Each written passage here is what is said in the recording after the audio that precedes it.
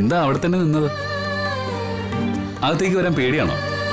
ഏയ്, ഞാനെന്തിനാ പേടിക്കുന്നേ? വിശാൽ സാറ് കൂടെയുള്ളപ്പോ എനിക്കെന്തിനാ പേടി?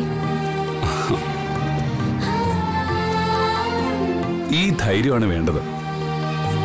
ഈ മനസ്സുണ്ടെങ്കിൽ അധികം വൈകാതെ തന്നെ ഗായത്രി അമ്മയെ പോലെ നമ്മുടെ ഈ ബിസിനസ്സൊക്കെ കൈകാര്യം ചെയ്യാൻ പാർവതിക്കും സാധിക്കും. എന്ത് ലക്ഷ്യം നേടുന്നതിന്റെ അടിസ്ഥാനം ശക്തമായ മനസ്സ്. മനസ്സിന്റെ ധൈര്യത്തിന് കുറവൊന്നുമില്ല. പക്ഷെ ഗായത്രി അമ്മയെ പോലെ ബിസിനസ് കൈകാര്യം ചെയ്യാന്ന് വെച്ചാ അതൊന്നും എന്നെ കൊണ്ട് സാധിക്കില്ല വിശാൽ സാറേ. ഞാനില്ലേ കൂടെ? അമ്മയെ പോലെ ഒരു ബിസിനസ് ഓണ്ടർപ്രനറായി പാർവതിയെ ഞാൻ മാറ്റിയെടുക്കും. എന്താ പറഞ്ഞേ? ബിസിനസ്? അതൊക്കെ അകത്ത് എന്നിട്ട് വിശദമായിട്ട് പറഞ്ഞുതരാം. വാ.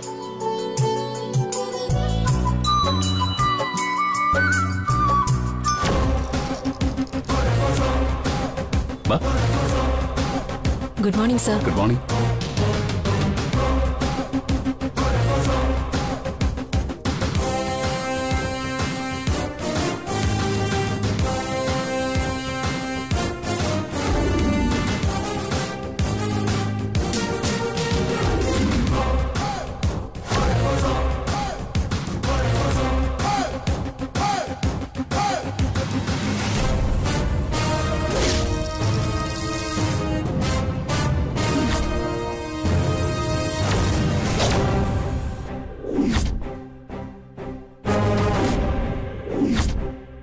Sit down, please.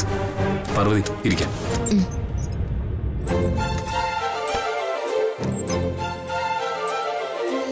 ഇതാണ് എന്റെ വൈഫ് പാർവതി.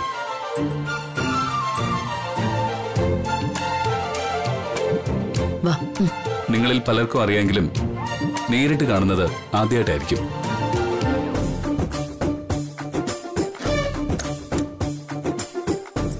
ഇന്നു മുതൽ നമ്മുടെ കമ്പനിയിലെ ചെയർപേഴ്സൺ പാർവതി ആയിരിക്കും.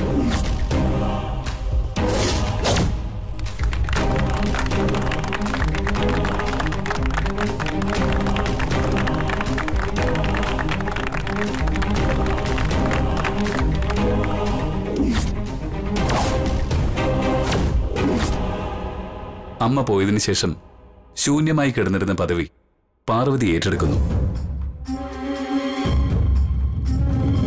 അമ്മയ്ക്ക് നിങ്ങൾ എത്രമാത്രം സപ്പോർട്ട് കൊടുത്തിരുന്നോ ആ സപ്പോർട്ട് നിങ്ങൾ പാർവതിക്കും കൊടുക്കണം. Yes sir. Sure sir. Yes sir. Support കൊടുത്താൽ ഉടനെ ഇവളിവിടെ കിളച്ചു മറിക്കാൻ പോവല്ലേ? പാർവതി മേഡം കയറി വരുന്നത് കണ്ടപ്പോ ഗായത്രി മേഡം കയറി വരുന്നത് പോലെയാ എനിക്ക് തോന്നിയത്.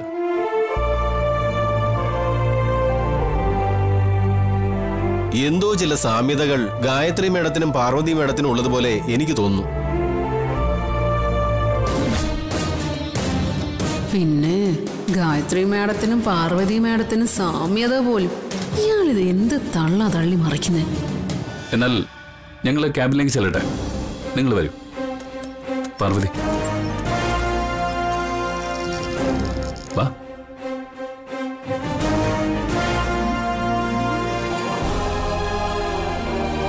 ഒന്ന് നിക്ക്. പാർവതി മാഡത്തിന് വലിയ ബഹുമാനവും മര്യാദയൊക്കെ കൊടുക്കുന്നുണ്ടല്ലോ. അവള് ഗായത്രി മാഡത്തെ പോലെയാണെന്ന് വെറുതെ വിശാലിനെ സുഖിപ്പിക്കാൻ വേണ്ടിയിട്ടല്ലേ നിങ്ങൾ പറഞ്ഞത്? ഏയ്, ഒരിക്കലുമില്ല.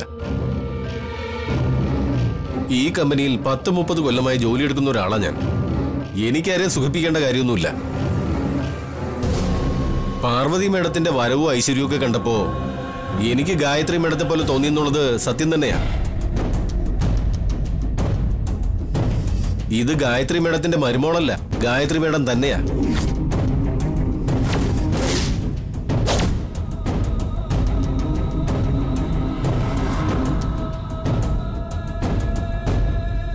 ചേച്ചി വാ.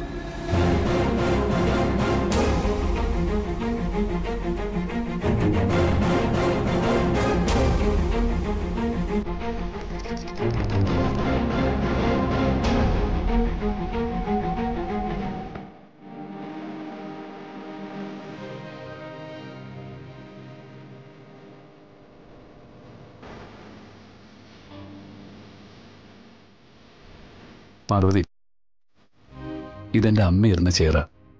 ഇനി ഇത് നിന്റേതാ.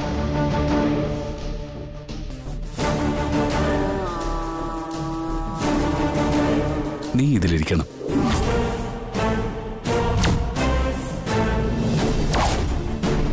വിശാൽ സർ, ഞാനിതില് അത് വേണോ? വേണം.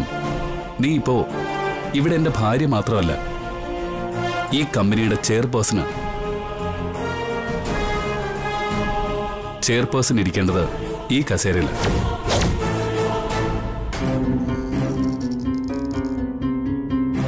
ഞാനിതിലിരിക്കണോ? നീ ഇതിലിരുന്നേ. വാ.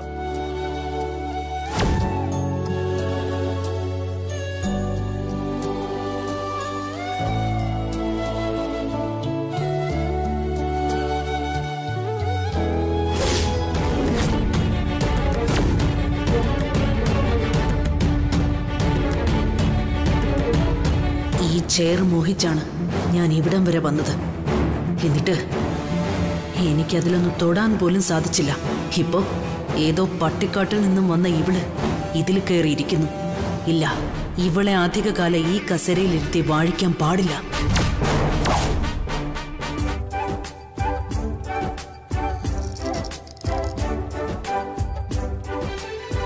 കൺഗ്രാറ്റുലേഷൻസ്. ഇവളെവിടുന്ന വന്നേ? Congrats to our new chairperson.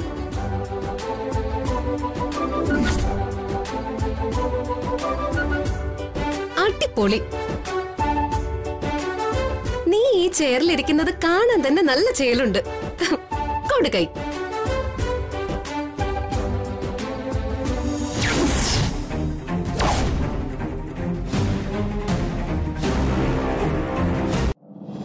പൊളിച്ചു ബ്രോ, പൊളിച്ചു. നിങ്ങളുടെ ഡിസിഷനെ സൂപ്പർ ആയിട്ടുണ്ട്. ഈ കാഴ്ച കാണാനാണോ എന്നെ ഇങ്ങോട്ട് കൂട്ടിക്കൊണ്ടുവന്നത്? നീ സമാധാനിക്ക് ജാസ്മിൻ, ഇവിടം കൊണ്ടൊന്നും അവസാനിക്കാൻ പോകുന്നില്ലല്ലോ. പാർവതി, ഇവിടെ ചിലർക്ക് നിന്നെ കുറിച്ച് ചില മുൻവിധികളൊക്കെ ഉണ്ട്.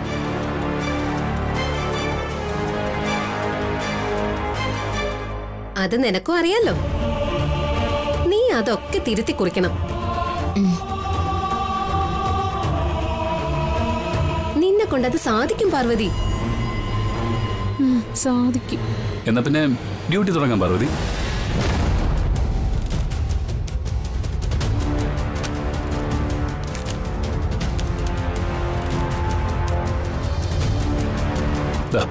ഈ ഫയലിൽ ഒപ്പിട്ടിട്ട് വേണം തുടങ്ങാൻ. ഇതിൽ ഒപ്പിട് പാർവതി.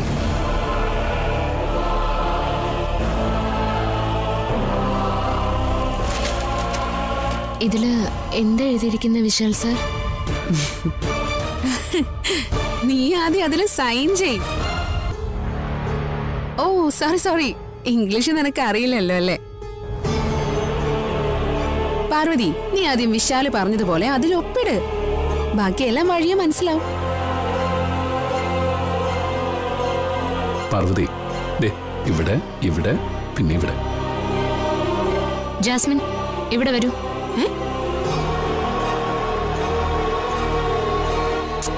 ഇവിടെ വരാൻ.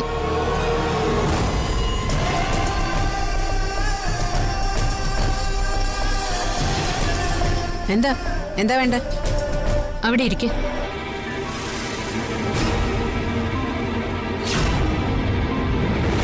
ഇരിക്കാൻ.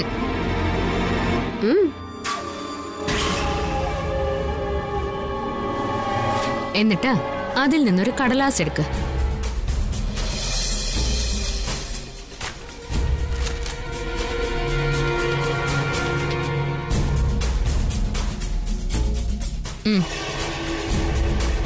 ഇനി അതില് ഞാൻ പറയുന്ന പോലെ എഴുതണം.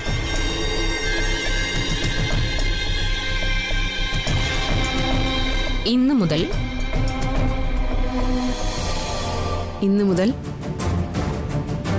മുതൽ ഈ കമ്പനിയിലെ മുഴുവൻ തൊഴിലാളികളുടെയും ശമ്പളം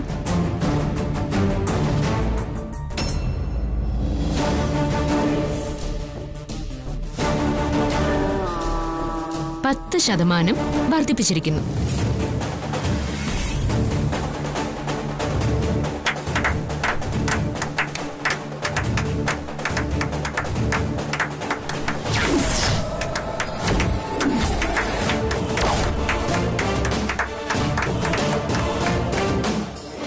വിശാൽ സർ, ഞാൻ ഈ കാണിച്ചത് അവിവേകമൊന്നും അല്ലല്ലോ അല്ലേ? ഏയ്, ഒരിക്കലുമില്ല.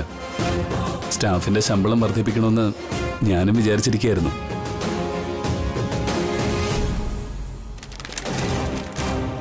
ഇനി ഇതില് പാർവതി ഒപ്പിടണം, എന്നാലേ ഇത് ഓർഡർ ആവും. ഇവിടെ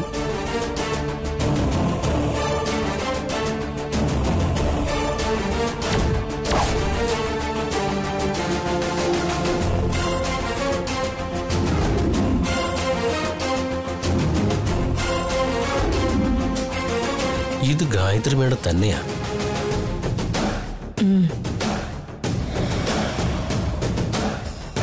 ഇയാളുടെ കള്ളം പറച്ചിൽ ഇതുവരെ തീർന്നില്ലേ?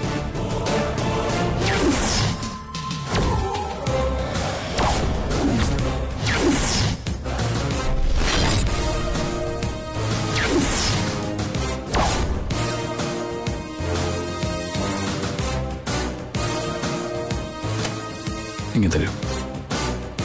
ജാസ്മിൻ, ജാസ്മിൻ, ഒരു മിനിറ്റ് അവിടെ നിൽക്കുമോളെ.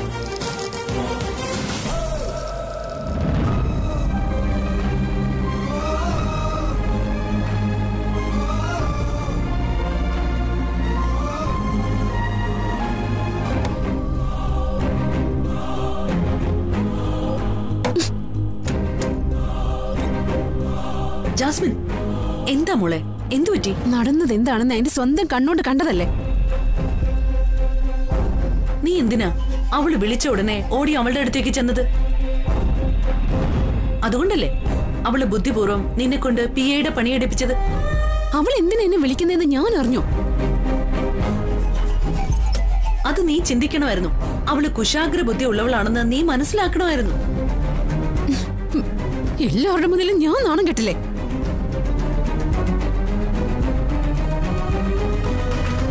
ജാസ്മിന്, പാർവതിയുടെ പി എ പണി അതത്ര മോശം പണിയൊന്നും അല്ല.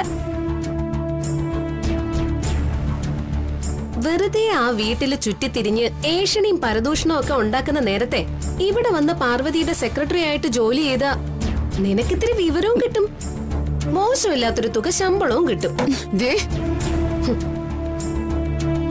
നിന്നെ ഞാനുണ്ടല്ലോ. ജാസ്മിൻ, വേണ്ട. ഇവളുടെ സ്വഭാവം നിനക്കറിയാമല്ലോ. എല്ലില്ലാത്ത നാവുകൊണ്ട് ഇവള് വല്ലതും പറഞ്ഞുന്നിരിക്കും. നീ അതൊന്നും കാര്യമാക്കണ്ട മോളെ. ചേച്ചി, ഞാൻ അതിനെക്കുറിച്ച് സംസാരിക്കാം. ജാസ്മിൻ, ഇതൊരു ഓഫീസാ. ഇവിടെ വെച്ച് കയ്യാങ്കളി നടത്തിയ അത് മോശം. ഹാ, അങ്ങനെ ഉപദേശിച്ചു കൊടുക്ക്.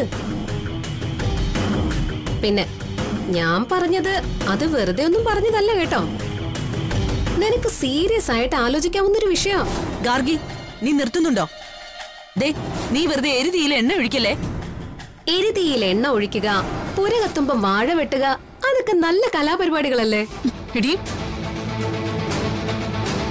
നീ നിന്റെ പാർവതിയൊന്നും അധികം നെകളിക്കല്ലേ. നിന്റെയൊക്കെ ഈ സന്തോഷത്തിനെ അധികം ആയുസൊന്നുമില്ല. വിശാലിന്റെ ഭാര്യ ആയതുകൊണ്ടല്ലേ അവളിപ്പോ ആ കസേരയിൽ കയറിയിരുന്ന് ഭരിക്കുന്നത്. ആ ഭാര്യാസ്ഥാനം ഇല്ലെങ്കിലേ അവൾക്കിവിടെ ഒരു കച്ചിത്തുരുമ്പിന്റെ വില പോലും ഉണ്ടാവില്ല. ഗാർഗി, നീ മനസ്സിൽ കുറിച്ചു വെച്ചോ, അവൾ അധിക നാള് വിശാലിന്റെ ഭാര്യയായിട്ട് വാഴില്ല. അവൻ തന്നെ അവന്റെ ജീവിതത്തിൽ നിന്നും അവളെ അടിച്ചു പുറത്താക്കും. എന്നിട്ട് വിശാൽ എന്നെ വിവാഹം കഴിക്കും. എന്നിട്ട് ഇപ്പൊ പാർവതി ഇരിക്കുന്ന ചെയറിലെ ഞാൻ കേറി ഇരുന്ന് ഈ ഓഫീസ് ഭരിക്കും. അയ്യോ കഷ്ടം, മലർപ്പൊടിക്കാരന്റെ സ്വപ്നം. ജാസ്മിനെ, വിശാൽ ബ്രോ നിന്നെ വിവാഹം കഴിക്കുമെന്നാണോ നീ കരുതിയിരിക്കുന്നത്? എന്റെ പൊന്നു മോളെ, അതിനുള്ള വെള്ളം നീ അങ്ങ് വാങ്ങി വെച്ചേക്ക്. ഗർഗി, നീ നിർത്ത്. മതി കളിയാക്കിയത്. ജാസ്മിനെ വിശാൽ വിവാഹം കഴിക്കില്ല എന്ന് നീ പറഞ്ഞാ മതിയോ? അവൻ ഇവളെ വിവാഹം കഴിക്കും. കഴിച്ചിരിക്കും. ജാസ്മിനും വിശാലും തമ്മിലുള്ള വിവാഹം ഞാൻ നടത്തിക്കൊടുക്കും. നടക്കും നടക്കും. അന്നേ വെളുത്ത കാക്ക മലർന്നു പറക്കും. നിങ്ങൾ ഇവിടെ ഇങ്ങനെ നടക്കാത്ത കാര്യവും മനോരാജ്യം കണ്ടിരുന്നോ? ഞാൻ പോവാ. ആന്റി, എന്റെ വിശാലിന്റെ വിവാഹം നടക്കില്ല ആന്റി. നിങ്ങളുടെ വിവാഹം നടക്കുമെന്ന് നിങ്ങൾക്ക് വാക്ക് തന്നിരിക്കുന്നതേ ഈ പ്രഭാവതിയാ. നീ സമാധാനായിട്ടിരിക്കും മോളെ. നിങ്ങളുടെ വിവാഹം നടന്നിരിക്കും.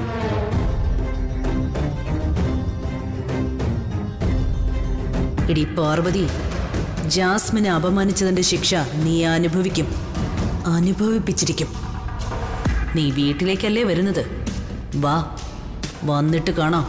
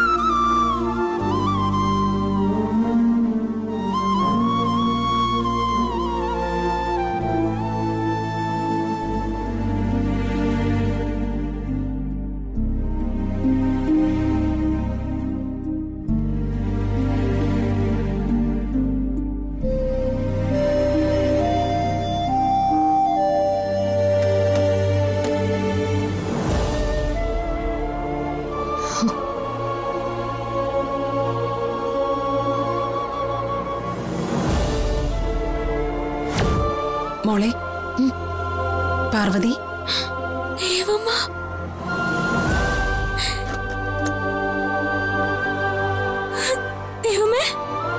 മോൾ അവിടെ പോയിരിക്കെ. വേണ്ട, ഞാൻ നിന്നോളാം. അമ്മയുടെ മുമ്പില് ഞാൻ എങ്ങനെ ഇരിക്കാം? ഞാനല്ലേ പറയുന്നത്, മോൾ അവിടെ ഇരിക്കെ. മോൾ ആ കസേരയിലിരുന്ന് ഈ ഓഫീസ് ഭരിക്കുന്നത് കാണാൻ ഞാൻ എത്രമാത്രം ആഗ്രഹിച്ചിരുന്നു എന്നറിയോ? ഇപ്പോ എന്റെ ആഗ്രഹമാ വിശാൽ മോൻ സാധിച്ചു തന്നിരിക്കുന്നത്. എന്റെ സ്ഥാനത്തിരുന്ന് മോള് വേണം ഈ കമ്പനി നോക്കി നടത്തേണ്ടത്. അതുകൊണ്ട് ഞാൻ പറയുന്നത് മോൾ അനുസരിക്കണം. ഇരിക്കെ.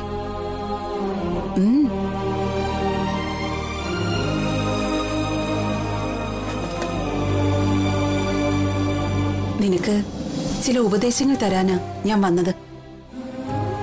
പ്രധാനമായും ഞാൻ പാതി വഴിയിൽ നടത്തിയ കമ്പനിയുടെ പ്രവർത്തനങ്ങൾ ഇനി യാതൊരു തടസ്സവും കൂടാതെ നീ തുടർന്ന് നടത്തണം. പിന്നെ നമ്മുടെ കുടുംബം മാത്രമല്ല, എല്ലാ കുടുംബവും നന്നായിരിക്കണമെന്ന ചിന്ത എപ്പോഴും ഉണ്ടായിരിക്കണം. ബിസിനസ്സിൽ ഒരുപാട് കയറ്റിറക്കങ്ങൾ ഉണ്ടാവും. അതൊക്കെ മുൻകൂട്ടി കണ്ടറിഞ്ഞ് ഈ കമ്പനിയെ നീ നയിക്കണം. നീ ഒന്നും ഓർത്ത് ഭയപ്പെടണ്ട. നിനക്കെന്നും കൂട്ടായി ഞാനുണ്ടാവും. ദൈവമ്മേ, ഇതൊക്കെ എന്നെ കൊണ്ട് ചെയ്യാൻ സാധിക്കുമോ? തീർച്ചയായും. ഞാൻ പറഞ്ഞില്ലേ, നീ തനിച്ചല്ല, ഞാൻ കൂടെ ഉണ്ടാവും. എപ്പോഴും, ഏത് നിമിഷവും. പക്ഷെ ഈ ഓഫീസിന്റെ പടികളിൽ നീ ലക്ഷ്മണരേഖ വരയ്ക്കാതിരുന്നാ മതി.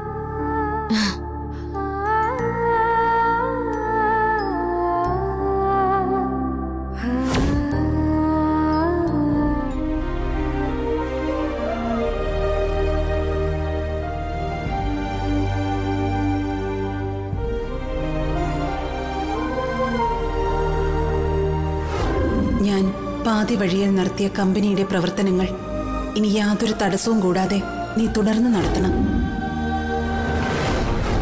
പിന്നെ നമ്മുടെ കുടുംബം മാത്രമല്ല, എല്ലാ കുടുംബവും നന്നായിരിക്കണമെന്ന ചിന്ത എപ്പോഴും ഉണ്ടായിരിക്കണം.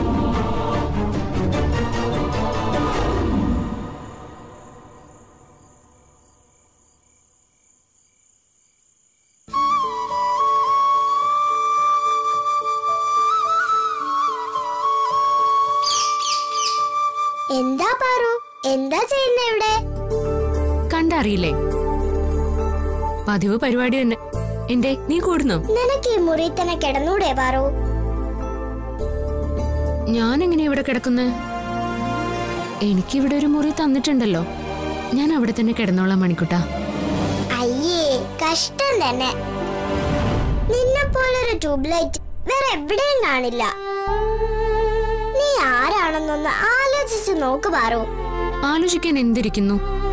ഞാൻ പാർവതി, അംബികയുടെ മൂത്ത മകള്, പല്ലവിക്കുട്ടിയുടെ ചേച്ചി, ഉദയനൂരമ്മയ്ക്ക് പൂജ ചെയ്യുന്ന മുത്തശ്ശന്റെ പേരക്കുട്ടി. ഞാൻ അതല്ല ഉദ്ദേശിച്ചത്. എന്റെ പാറു, നീ വെറും ഒരു പാർവതി അല്ല, പാർവതി വിശാൽ.